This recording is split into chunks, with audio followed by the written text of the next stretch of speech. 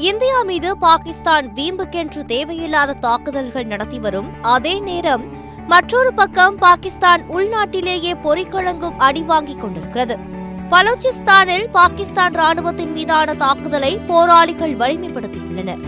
இதற்கிடையே அங்கு பாகிஸ்தான் கொடிகள் வீழ்த்தப்பட்டு பலூச்சிஸ்தான் கொடிகள் ஏற்றப்படுவதாக அண்மை தகவல்கள் வெளிவந்து கொண்டிருக்கின்றன.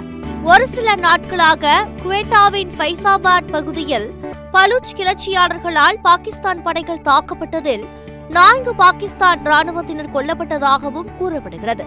அது மட்டுமல்லாமல் சிப்பி என்ற பகுதியிலும் உள்ள பாகிஸ்தான் ராணுவ முகாமில் கையெறி குண்டுகளை வீசி தாக்குதல் நடத்தியிருக்கின்றனர். குறிப்பாக கடந்த வியாழன் அன்று பலூச் விடுதலை ராணுவம் பல்வேறு இடங்களில் பாகிஸ்தான் ராணுவத்தை தாக்கி துவம்சம் செய்துள்ளனர். குறிப்பாக கெச், மஸ்துங் மற்றும் கச்சி ஆகிய இடங்களில் தனித்தனியாக 6 ராணுவ முகாம்கள் மீது தாக்குதல் நடத்தப்பட்டுள்ளது. பலூச்சிஸ்தானில் பாகிஸ்தான் ராணுவம் கட்டுப்பாட்டை இழந்து வருவதாக அந்நாட்டின் முன்னாள் பிரதமர் ஷாஹித் ககான் அப்பாசி என்பவர் கடந்த சில நாட்களுக்கு முன்பு கூறியிருக்கிறார். பலூச்சிஸ்தானில் பதற்றம் அதிகரித்து வருகிறது. பாகிஸ்தான் ராணுவம் தனது கண்ட்ரோலை இழந்து வருவதை தொடர்ந்து இரவு நேரங்களில் பாகிஸ்தான் ராணுவத்திற்கு எதிரான தாக்குதல்கள் நடத்தப்படுகின்றன.